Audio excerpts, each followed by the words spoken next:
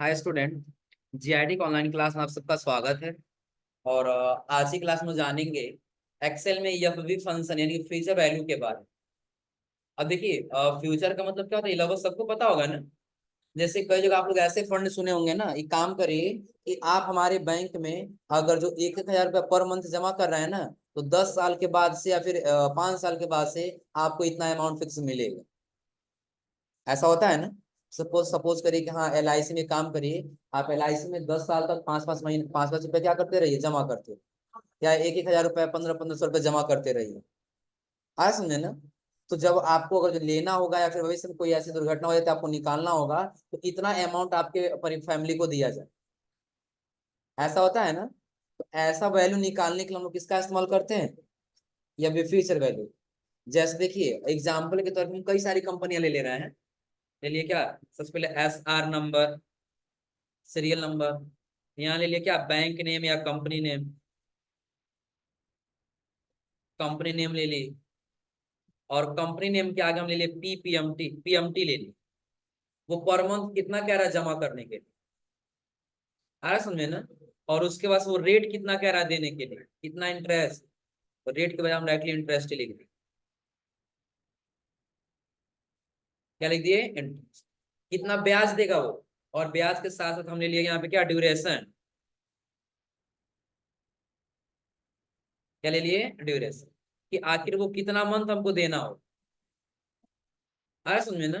और ड्यूरेशन के बाद हमें यहाँ पे ले लिया FV यानी कि फ्यूचर। हेडिंग क्या समझा रहा है ना। और समझिए पहले नंबर पे है, ले लिए LIC। कौन कौन कंपनी है, जो कह रही है आप हमको 1,200 रुपये प्रति मंथ जमा करिए, हम आपको 7% के इंटरेस्ट से जोड़ करके देंगे। और आपको कितना मंथ जमा करना होगा, तो कम से कम 36 महीना जमा करना। अब डेटा समझा रहा है ना। अब आगे फ्यूचर वैल्यू निकालना है कि यदि हम किसी व्यक्ति को 12,000 रुपए, ये 1,200 रुपए प्रति मंथ देंगे, और ये 7 रुपए 7% इंटरेस्ट के साथ 36 मंथ में कितना मिलेगा, निकालना होगा ना। जैसे सपोज करिए, अगर जो आप किसी व्यक्ति को पैसा दे रहे हैं 10-10 रुपए प्रति मंथ, तो 10 मंथ में कितना हो जाएगा, 100 रुपये। 10 मंथ में कितना होगा, 100 रुपये। तो उसके ऊपर कुछ ब्याज भी तो है ना। तो ब्याज उसमें एक्स्ट्रा बढ़ेगा कि नहीं बढ़ेगा। अब वही कैलकुलेशन करना है कि अगर जो 12 मंथ हम 1,200 रुपये 36 मंथ देंगे तो कितना हो जाएगा। उसी के साथ हमको क्या जोड़ना है, ऐसी कई सारी कंपनियां हो सकती हैं। जैसे हम इसको थोड़ा सा हेडिंग बना ले, सेलेक्ट करके ऑटो फिट कर, और यहाँ से आल बॉर्डर। दूसरे नंबर कंपनी देते हैं बजाज फाइनेंस का। बजाज के कितना कह रहा 1,500 आप जमा करिएगा, हम आपको कितना 10% ब्याज देंगे। कितना परसेंट, 10%। और आपको कम से कम कितना मंथ, कम से कम 42 मंथ जमा करना पड़ेगा पैसा। कितना मंथ कह रहे जमा करने का, 42। एक और कोई कंपनी ले लेते हैं, तीसरे नंबर पे ले लिए, किस कंपनी नाम ले लें, क्या, म्यूचुअल फंड। ये कौन सा फंड आ गया जी, कोई ट्रेडिंग अकाउंट होगा यही ना। चलो यहाँ ले लेते हैं दूसरा, एक HDFC बैंक ले लेते हैं। किसका, सहारा लेके भग जाएगा, है ना। हम्म?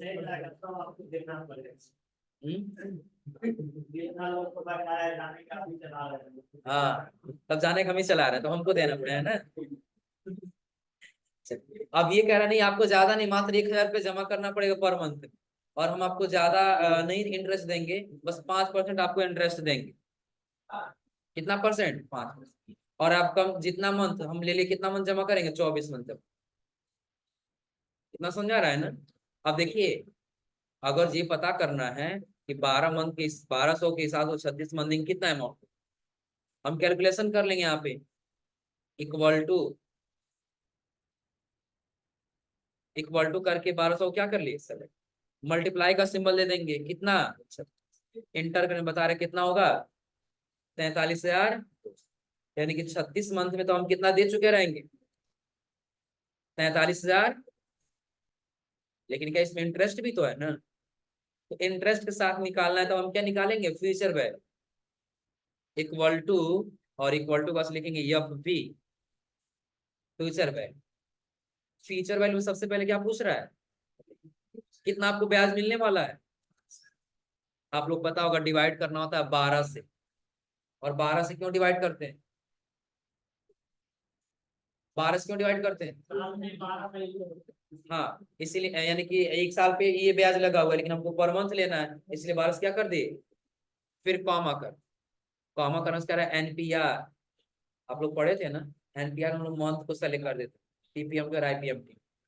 तो किसको सेलेक्ट कर लिए, मंथ को, कॉमा पीएमटी, पर मंथ आपको कितना देना है 1200, कॉमा पीवी यानी कि प्रिंसिपल वैल्यू, ये पता नहीं है ना, लोन अमाउंट हम लोग टोटल लोन अमाउंट को सेलेक्ट कर ले रहे थे, क्योंकि टोटल अमाउंट पता था कितना देना है, अब हमको टोटल पता नहीं है ना, तो एक बार और कॉमा करेंगे, और एंड ऑफ द पीरियड और बिगिनिंग ऑफ द पीरियड आप लोग पढ़े याद है ना, हम ये क्या 0, एंड ऑफ द पीरियड या बिगिनिंग ऑफ द पीरियड ले लेंगे 1, ब्रैकेट क्लोज, और देखिए जब मिलेगा अमाउंट तो कितना मिलेगा 48,195 रुपया,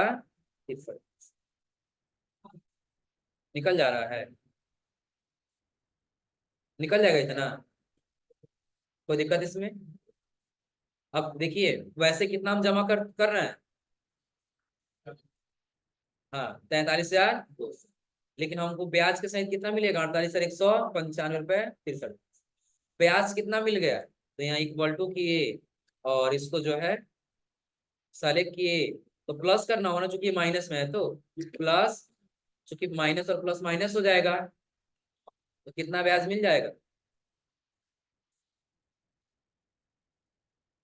कुछ ज्यादा कैलकुलेशन नहीं कर रहा है ये, 43,000 और 48,000, 5,000 ही होना चाहिए ना, माइनस करें तो ज्यादा हो जाएगा,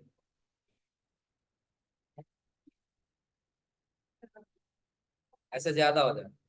चलिए काम करते हैं, एक फार्मूला हम लोग इसके साथ साथ सीख लेते हैं, कोई भी अगर जो वैल्यू माइनस में लिखे और प्लस में लेके आना है ना, उसके लिए एक फार्मूला लगाइएगा, इक्वल टू एबीएस। कौन सा फार्मूला लगाएंगे, एबीएस, और माइनस वाले नंबर को सेलेक्ट करिए, ब्रैकेट क्लोज, और देखिए जो माइनस में था वो प्लस में आया है, अब आप लगा लीजिए यहाँ पे इक्वल टू, सेलेक्ट करके माइनस, और सेलेक्ट करके, वही तो निकल रहा है फिर भी जी, वही आएगा ना, कितना 4,995 रुपये 63 पैसे, इतना क्या मिल जा रहा है, ब्याज मिल जा रहा है, निकल जाएगा। हाँ एक फॉर्मूला यहाँ पर समझ लीजिएगा, एबीएस का इस्तेमाल क्यों करते हैं, क्योंकि अगर हम यहाँ पर आ जाए, कोई नंबर ले लीजिए -10 रुपया, माइनस में है ना, और इस माइनस वाले वैल्यू को हटा प्लस में करना है, तो इक्वल टू एबीएस, नंबर को करेंगे सेलेक्ट, ब्रैकेट क्लोज, और जो माइनस में था वो प्लस में आया है। चलिए फिलहाल हम यही समझ लेते हैं कैसे निकाले हैं, तो यहाँ दे दिए टोटल पीएमटी, टोटल क्या लिख दिए पीएम, तो टोटल पीएमटी में इक्वल टू करना है, पीएमटी को सेलेक्ट करके मल्टीप्लाई कर लेना है कितना से, ड्यूरेशन से यानी कि मंथ से, सबका निकल जाएगा ना, ये भी ड्रा कर ली,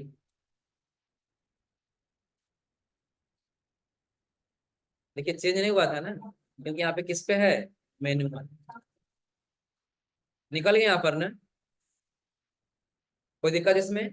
अब हमको यहाँ पे क्या निकालना है, इंटरेस्ट निकालना, ब्याज, मैंने लिखा क्या, इंटरेस्ट अमाउंट, तो ब्याज का अमाउंट कितना मिलेगा, तो उसके लिए हम यहाँ पे कर देंगे इक्वल टू, इक्वल टू के बाद से ये भी फंक्शन को सेलेक्ट, प्लस करके टोटल अमाउंट पीएमटी, और तो ये इतना क्या मिल जाएगा ब्याज में, दिख रहा है ना, इससे 10% है तो कितना अमाउंट मिल जाएगा 12,687 रुपये 50 पैसा, और इसके 5% है तो कितना मिल जाएगा 1,290 रुपया 66, निकल जाएगा ना। हाँ डॉलर का सिंबल हटाना है तो या तो आप लोग इंडियन करेंसी लगा लीजिए, यहाँ से बताए थे ना, मोर अकाउंटिंग में आइए,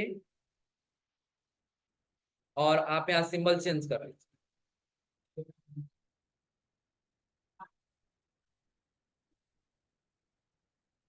क्या लिखा होगा?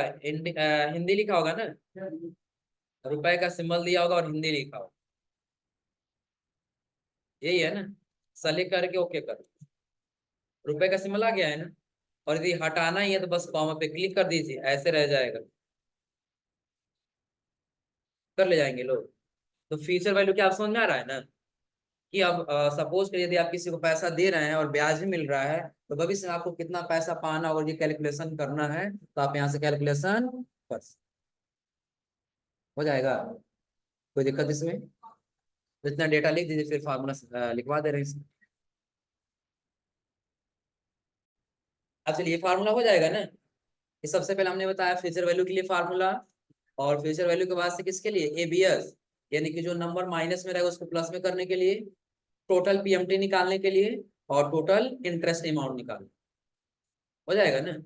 अब चलिए थोड़ा सा कुछ अलग फार्मूला हम लोग पढ़ लेते हैं, जैसे काउंट का, काउंट इफ का, काउंट ए का, काउंट ब्लैंक, इन सब का ज्यादातर इस्तेमाल होता है। कितना फार्मूला हो रहा है? चार। Count, count A, count if और काउंट ब्लैंक।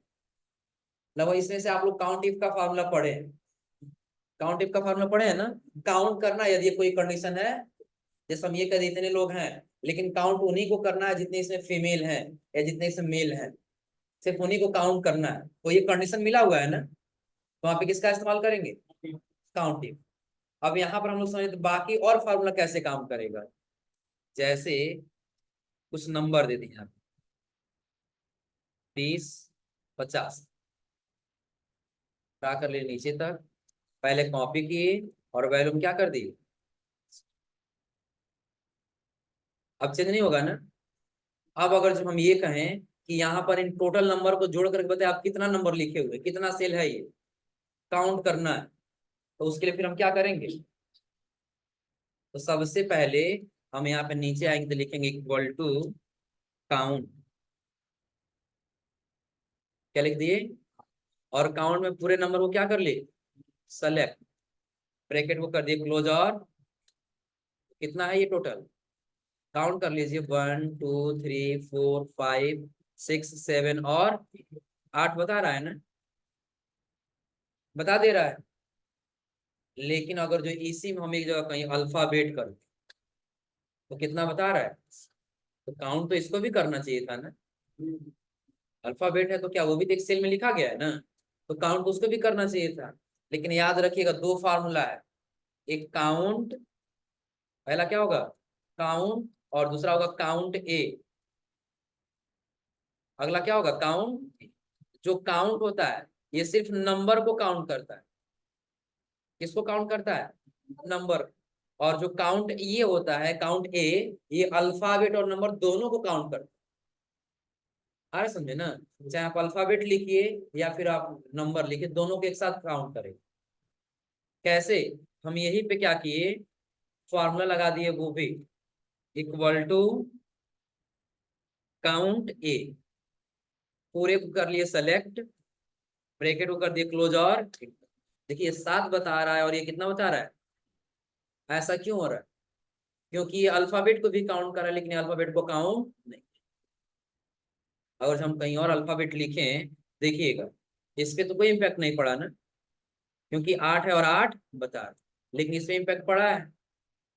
क्यों इम्पैक्ट पड़ा है? क्योंकि ये सिर्फ नंबर को काउंट कर रहा है, किसी अल्फाबेट को काउंट नहीं। काउंट ए और काउंट क्या है, समझ आ रहा है ना? काउंट भी काउंट करेगा, काउंट ए भी काउंट करेगा, बट काउंट सिर्फ नंबर को काउंट करेगा, और काउंट इन नंबर और अल्फाबेट दोनों को काउंट करेगा। क्लियर है ना? कोई दिक्कत इसमें? अब दूसरी चीज, बस अब नीचे आ जाते हैं, यहाँ पर भी लिखे इक्वल टू रैंड बिटवीन 20, 80 ले ली इस बार, नंबर को ड्रा कर लिया इधर भी और इधर। पहले कॉपी करके वैल्यूम क्या करना होगा? अब देखिए बीच में कहीं कहीं कंटेंट हम डिलीट कर दे रहे हैं, डिलीट हो गया है ना? लगभग यहाँ से लेकर के यहाँ तक कई जगह डिलीट हुआ है। दिख रहा है ना। अब इसमें सिर्फ आपको जहां जहां ब्लैंक खाली जगह है सिर्फ उसी को काउंट करना है, और किसी को काउंट नहीं। आप लिखिए इक्वल टू काउंट ब्लैंक, इसको काउंट, सबको सेलेक्ट कर लिया यहां से लेकर के यहां तक कि जितना खाली है बस उतना ही काउंट करके बताइए कितना खाली है। ब्रैकेट को क्लोज, और कितना जगह खाली है, बस 1 2 3 4 5 6 7, और क्या अगर जो कहीं लिखे तो कम होना चाहिए ना, 7 हुआ। यहाँ भी लिख दिए उसके नीचे 6 हुआ। तो काउंट ब्लैंक क्या क्या कर रहा है ये समझ में आ रहा है ना। तो जितना एरिया ब्लैंक है सिर्फ उसको काउंट करने का काम कौन कर रहा है, काउंट। हो जाएगा ना। और काउंट इफ आप लोग पहले से पढ़े हुए ही, जैसे सपोज करिए कि इसमें हम दे दिए 52 यहाँ भी है, और 52 यहाँ भी कर दिए, 52 यहाँ भी कर दिए। हम सिर्फ ये कहते हैं इसमें सिर्फ काउंट करिए, लेकिन जहां पे 52 रहेगा सिर्फ उसी को, तो कौन सा फॉर्मूला लिखेंगे, इक्वल टू काउंट इफ, यदि इस रेंज में कॉमा और इन्वर्टेड कॉमा में यदि 52 होगा तो काउंट करना है, और यदि नहीं होगा तो काउंट नहीं करना। कितना जगह है 52, निकल जा रहा है ना। तो चारों चारों फार्मूला समझ में आ रहा है। तो लिख लीजिए एक एक करके सबके बारे में। सबसे पहले किसके बारे में, काउंट। तो काउंट सिर्फ नंबर को काउंट करेगा, काउंट सिर्फ किसको काउंट करेगा, नंबर।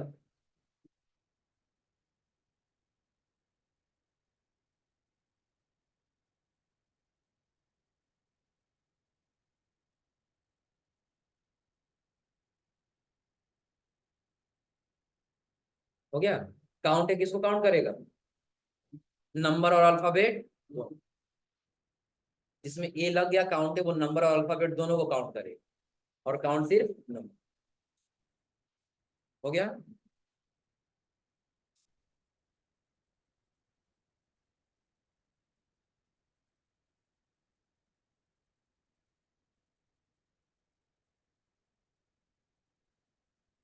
हो गया। तो दिक्कत इसमें। अगला काउंट ब्लैंक किसके लिए, खाली जगह काउंट करना, तो किसका इस्तेमाल करेंगे, काउंट ब्लैंक का। खाली जगह काउंट करने के लिए काउंट ब्लैंक।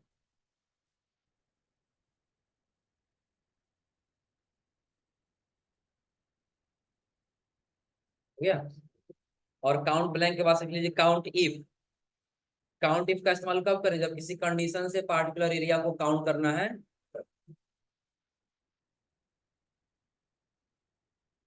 किसी कंडीशन के हिसाब से किसी पार्टिकुलर एरिया काउंट करना है तो किसका, काउंट इफ। हो जाएगा। Count, count A, count if और काउंट ब्लैंक, क्लियर है ना।